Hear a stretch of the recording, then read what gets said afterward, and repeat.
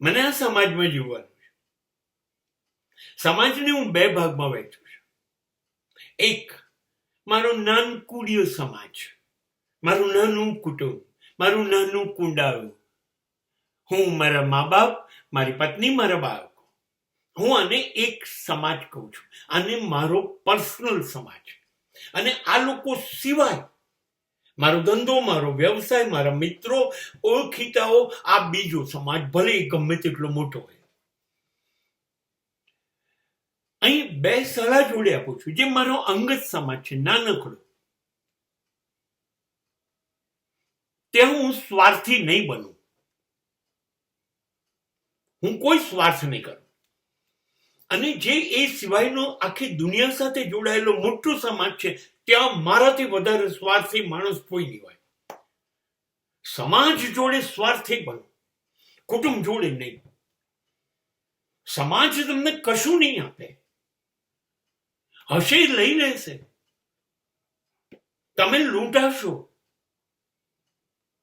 અને હું જેને સ્વાર્થી શબ્દ કહું છું, એને હું મારી દ્રષ્ટિએ સ્માર્ટનેસ કહું છું. સ્માર્ટનેસ મતલબ બે, મારા મગજમાં બે. સ્માર્ટનેસ હું એવું કહું છું કે હું એવો સ્વાર્થી બનીશ, હું એવો સ્માર્ટ બનીશ કે કોઈ મને લૂંટી ના જાય, કોઈ મને બેવકૂફ ના બનાવે, કોઈ મારો લાભ ના લઈ જાય. આ સ્માર્ટનેસ નંબર 1. હું સમાજથી સલામત રહીશ, કોઈએ મને છેતરવાનો નહીં. હું એટલો સ્માર્ટ બનીશ, એટલો સ્વાર્થી બનીશ. અને હું સ્માર્ટનેસનો બીજો અર્થ એ કરું છું કે મને સ્માર્ટનેસ એટલે લોકો સમજે છે સ્વાર્થી, એને લુચ્ચઈ કહે છે. નહીં, એ મારે નથી કરવું. મારી સ્માર્ટનેસ મારે એમાં નથી વાપરવી કે જેમાં હું લોકોને લૂંટું, લોકોનું ખરાબ કરું, લોકોનો લાભ લઈ લઉં. નહીં, મને એ નથી કરવું. મારી સ્માર્ટનેસ એક જ દિશામાં છે. હું કોઈનું ખરાબ નહીં કરું અને કોઈને મારું ખરાબ નહીં કરવા દઉં. This is called your smartness. અને સમાજમાં જીવવા માટે તમને ગમે છે, તમારા કુટુંબને ગમે છે એવું જીવો. સમાજને ગમે છે એવું ના જીવો. સમાજ શું કહેશે કે તમે આમ કર્યું, તમે આમ ના કર્યું, એવું વિચારીને સમાજ માટે તમારી જીવન શૈલી, તમારા વિચારો, તમારું વર્તન ના બદલો. તુસી ભાડ में જાઓ.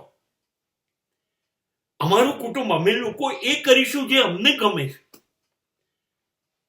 અમારા કપડા જે છે, અમારું ઘર જે છે, અમારું અનાજ જે છે, અમારો દેખાડો, અમારી સુંદરતા, અમારી કદરૂપી જે કંઈ છે એ અમારું છે. અને એ અમે બદલીશું નહીં તમે લોકો કહો છો માટે. સમાજને જોઈને કશું જ મને કરવું નથી. અને મને જે ગમે છે કે મારે કોઈની ઉપર કોઈ ઉપકાર કરવો નથી. મેં પહેલા કીધું હું સ્વાર્થી છું. મને પરોપકાર, પર ઉપર ઉપકાર નથી કરવો. મારે સ્વ ઉપર ઉપકાર કરવો છે. મારા નાનકડું કુંડાળું મેં રાખ્યું છે. મને આટલા બધા માણસોને મારી જિંદગીમાં ઉમેરવામાં રસ જ નથી. મને જે આટલા નાનકડું કુંડાળું છે ને એટલા માણસો છે ને, એને આટલો બધો પ્રેમ કરવામાં, એનો વિકાસ કરવામાં, એનું સારું કરવામાં, એના કલ્યાણમાં રસ છે. હું મંદિરને 1 લાખ રૂપિયા આપવાનું વિચારવા પહેલા નહીં વિચારું. મારા આપવા ના આપવાથી પરમાત્માને કોઈ ફેર પડતો નથી.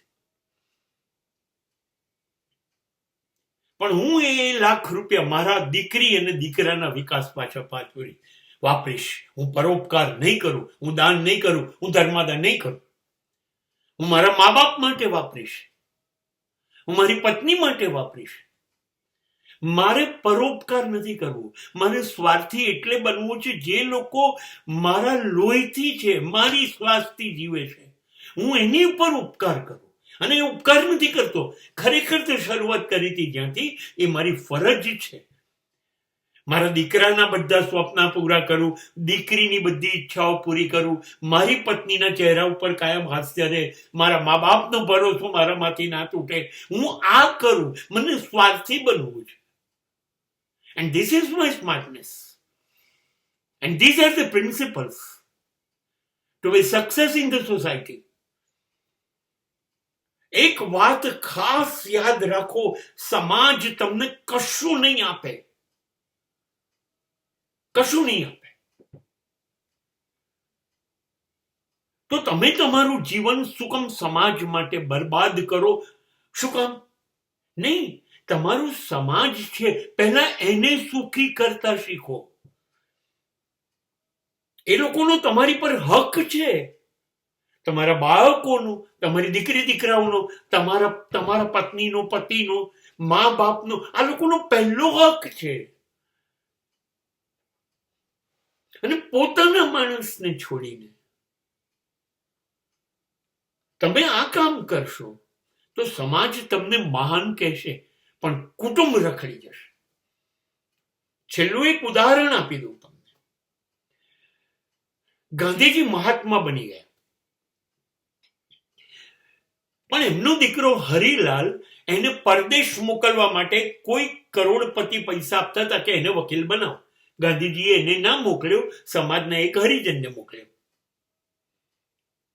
ગાંધીજીએ બધા ઉદ્યોગપતિઓને, ધંધાદારી જે લોકો એમની પાછળ હતા, એમને કહી દીધું, મારો દીકરો તમારી પાસે આવે તો તમારે એને નોકરી આપવાની નહીં, એને ધંધા માટે પૈસા આપવાના નહીં.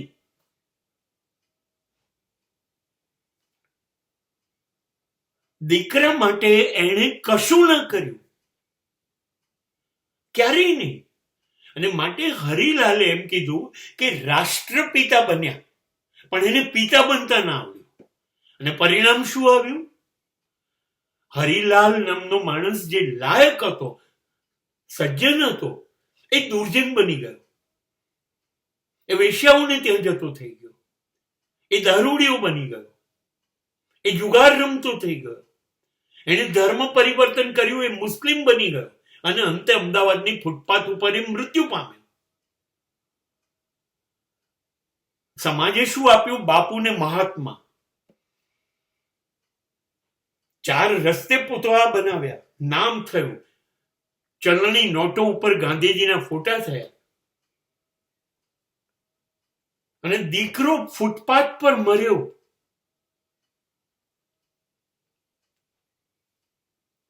ના એમણે દીકરાઓ માટે કંઈ કર્યું, ના એમણે એમની પત્ની કસ્તુરબા માટે કર્યું, કશું જ નહીં. સમાજ તમને માન સન્માન આપીને બેવકૂફ બનાવશે. સમાજ માટે કંઈ ના કરો, પોતાના દીકરા માટે કરો, દીકરી માટે કરો, મા બાપ માટે કરો. પત્નીની જવાબદારી તમારી છે.